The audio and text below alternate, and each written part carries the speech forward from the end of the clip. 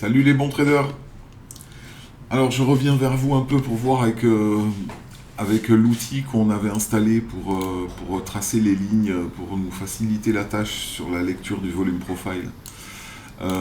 Donc le premier outil qu'on avait installé, c'était Horizontal Ray Label. Et puis par la suite, on a rajouté tous les labellettes de Ray, Line, Horizontal, tout ça, ce deuxième indicateur. Alors moi je me suis aperçu que il était buggé aussi cet indicateur, c'est-à-dire que des fois il oublie de vous tracer une ligne qui est pourtant bien sélectionnée sur tous les graphiques et qui s'affiche pas. Des fois le prix aussi c'est pas le bon prix, on n'arrive plus à modifier le prix qu'il affiche. Donc ça m'embête un peu. Donc ce que j'ai fait, c'est que j'ai essayé de revenir sur l'ancien indicateur qui lui faisait planter toute la plateforme complète. Mais vendredi, j'ai essayé de tracer ces lignes uniquement sur le weekly, parce qu'en fait, c'est le weekly qui me donne, où j'ai le plus de niveaux à tracer. Et donc j'ai essayé de le tracer uniquement sur le weekly, j'ai pas eu de plantage. Alors c'est qu'une journée de test, je sais pas trop encore. Toujours en train de chercher une solution pour que ce soit le plus pratique possible pour tracer ces niveaux. Donc ce que j'ai fait, c'est que j'ai utilisé le Horizontal Ray Label et je l'ai tracé uniquement sur les niveaux weekly. Quand j'ai tracé des niveaux monthly, j'ai utilisé les outils classiques de NT8. Donc j'ai pris un rectangle classique, je l'ai fait... Je l'ai fait avec la couleur, c'est Pérou, je crois, par exemple, pour le monthly. Pérou, ouais, j'avais mis ça. Puis j'ai mis Outline. J'ai mis Pérou. J'ai mis du Dash 2, voilà, c'était ça. J'ai sélectionné comme ça. Après, vous pouvez jouer sur l'opacité, mettre 30, 40. Non, ça c'est opacité du contour, donc on va laisser sur 100. Et opacité à Area, on va peut-être mettre 20, comme ça nous laisse un peu de transparence, voilà, c'est pas mal. Donc ça, je m'en suis servi comme ça pour retracer les zones de valeur haute, valeur basse, et après, j'ai utilisé l'outil classique Horizontal Ray Label, et qu'on peut mettre par exemple en Pérou aussi. Et sur tous les graphiques. Celui-là, il n'a pas de label, mais il sera toujours là. Et je pense que c'est important d'avoir des niveaux quand on est sûr de retrouver sur les autres graphiques, quoi. Ça, c'est vraiment un gros problème de pas avoir un niveau qui devrait être là. Donc voilà, j'ai fait ça sur zone haute, zone basse. Et puis après, pour l'époque et tous les niveaux que je trouve sur le volume profile monthly, j'ai utilisé les Horizontal Ray Label. J'ai fait aussi la même chose sur le graphique session, puisque en fait, on n'a même pas besoin, sur le graphique session, on n'a même pas besoin d'avoir du multi-time frame. Donc il suffit d'installer une horizontal line, par exemple, sur un niveau qu'on veut, et de le mettre de la bonne couleur peut-être. Et point barre. Voilà, j'essaie d'avoir un truc sur lequel on peut compter, quoi. Je sais que horizontal, le premier indicateur qu'on avait installé, le Horizontal Ray Label qui fait planter la machine, si on le trace sur tous les graphiques, je sais que celui-là, il n'oublie pas des lignes. Ça déjà, j'ai pu le vérifier. Toutes les lignes sont sur tous les graphiques. Alors, après, j'avais une autre solution à vous proposer aussi pour essayer de faire une maintenance sur le NT8. Moi, je le fais une fois par semaine, à peu près. Donc, il faut fermer déjà la plateforme NT8. Et après, je vais vous envoyer ce petit fichier, c'est Clean High Priority Startup et Startup sur NT8. C'est un fichier BAT.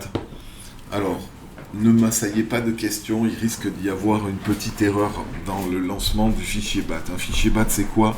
C'est un fichier qui va utiliser le shell de Windows en MS-DOS et qui va exécuter une série de tâches qu'on lui a qu'on lui a dit d'exécuter.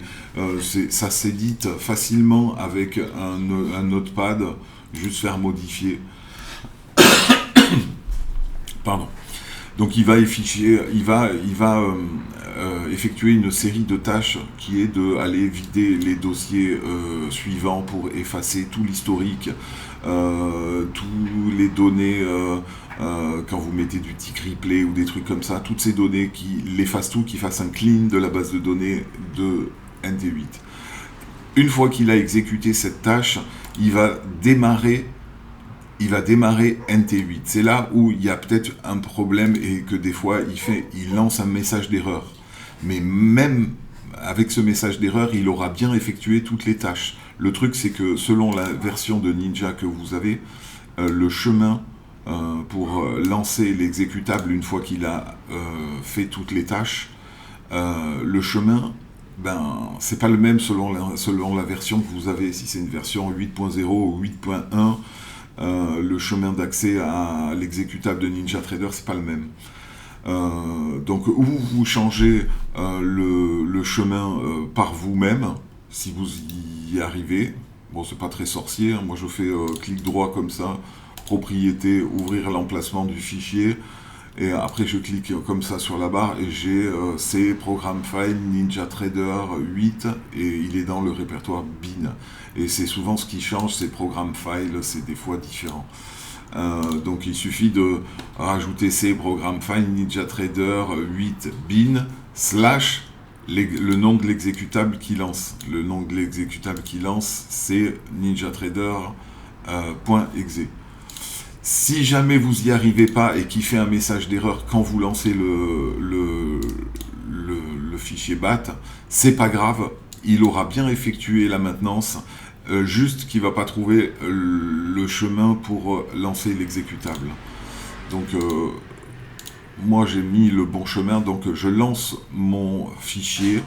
Vous allez voir une fenêtre qui s'ouvre, c'est super rapide parce qu'il a juste à venir et à effacer ce qu'on lui a dit d'effacer dans les répertoires qu'on lui a donné aussi.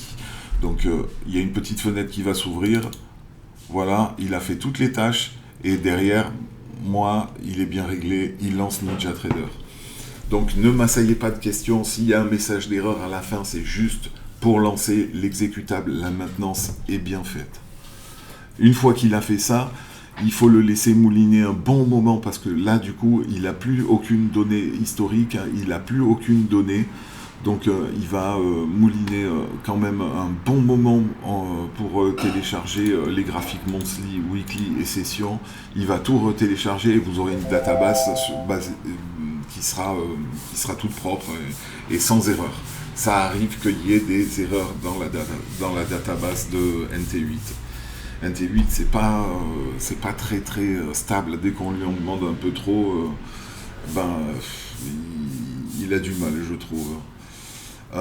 Voilà, donc on a besoin peut-être un peu plus d'observation pour cet outil qui cause problème.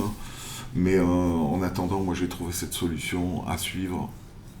S'il y a quelqu'un qui trouve aussi un indicateur, un outil, c'est même pas vraiment un indicateur, mais c'est un outil qui a un label, je suis preneur pour tester, hein, de toute façon.